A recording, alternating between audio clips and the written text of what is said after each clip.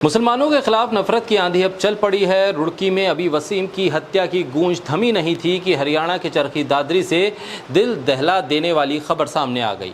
गौ रक्षा के नाम पर गौ रक्षकों का आतंक सामने आया, जहां 2 लड़कों को गौ मांस रखने का इल्जाम लगाकर पीट कर इतना लहूलुहान किया कि उसमें से एक की मौत हो गई और दूसरा जिंदगी और मौत के बीच अस्पताल में जूझ रहा है।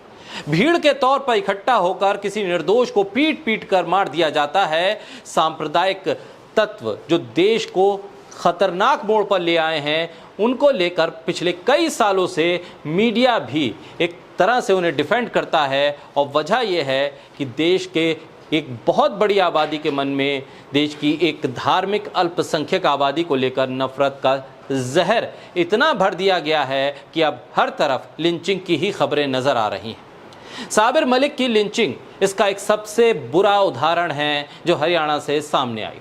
ऐसा लगता है कि ये गौ रक्षा के नाम पर गौ आतंक फैलाने वाले लोगों का गिरोह है जो हिंसा और दरिंदगी के साथ लोगों पर हमले कर रहा है और इसकी खुली छूट दे दी है प्रशासन ने, पुलिस ने, सरकार ने, जनप्रतिनिधियों ने और मीडिया ने।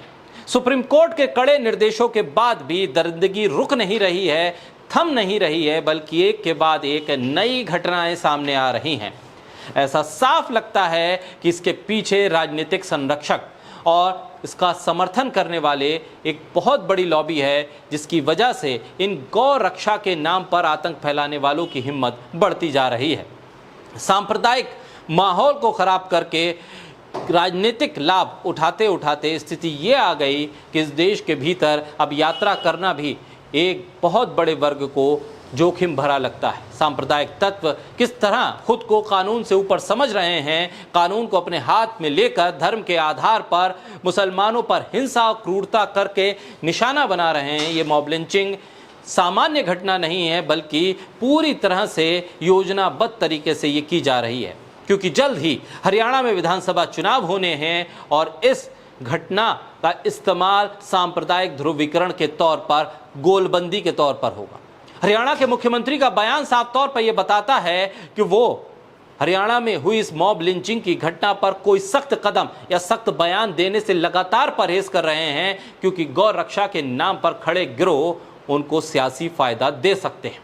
वहीं महाराष्ट्र में जहां जल्द चुनाव हो सकते हैं, वहां पर भी मुसलमानों के खिलाफ नफरत को बढ़ाया जा रहा है। महाराष्ट्र के धुले एक्सप्रेस ट्रेन में गौमांस के शक में एक बुजुर्ग की पिटाई का वीडियो सोशल मीडिया पर सामने आया। हर तरफ से इस घटना की भर्त्सना हुई, लेकिन महाराष्ट्र में बीजेपी के नेता इसका समर्थन करते दिख रहे हैं। मुंबई से सटे ठाणे जिले में कल्याण और इगतपुरी स्टेशन के बीच गौ मांस रखने के शक में कई लोगों ने एक बुजुर्ग शख्स हाजी अशरफ मुनियार की पिटाई की, गालियां दी। बुजुर्ग हाजी अशरफ मालेगांव जाने के लिए ट्रेन में बैठे थे, उनके पास कुछ सामान था। कुछ लोगों ने शक कर दिया कि उनके पास गौमांस है, जिसके चलते उनकी पिटाई हो गई। यह हालात महाराष्ट्र में तब हैं जब भाजपा के विधायक नीतीश राणे कह रहे हैं कि हम मुसलमानों को मस्जिदों में घुस कर मारेंगे। क्यों? क्योंकि महंत रामगिरी महाराज, जिन्होंने पैगंबर इस्लाम के खिलाफ आपत्तिजनक शब्दों का इस्तेमाल किया, उनके खिलाफ एक भी मामला पुलिस प्रशासन की तरफ से सख्ती से उठाया नहीं जा रहा है, जबकि सैकड़ों एफआईआर दर्ज हो चुकी है।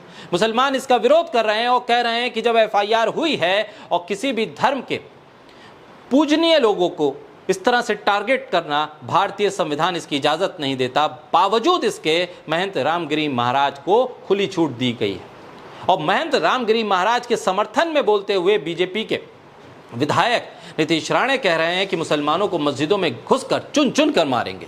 राणे के भाषण का वीडियो सामने आया और उसमें अपशब्दों का खुले तौर पर इस्तेमाल भी है।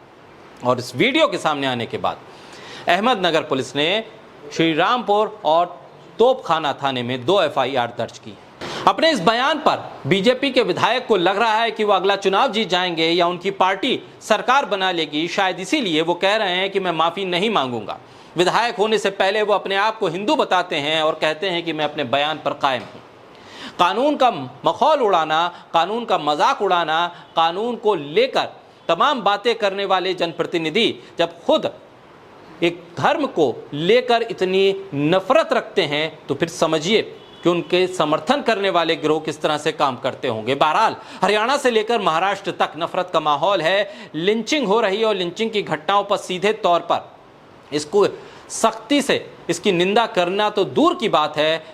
यहाँ की सरकारें, हरियाणा और महाराष्ट्र की सरकारें, वहाँ का पुलिस प्रशासन एफआईआर होने के बाद भी गिरफ्तारी से परहेज करती है, तो समझिए कि ये आसान नहीं है किसी भी सरकार के लिए ये तमाम चीज़ें और इन तमाम चीज़ों पर कदम उठाना।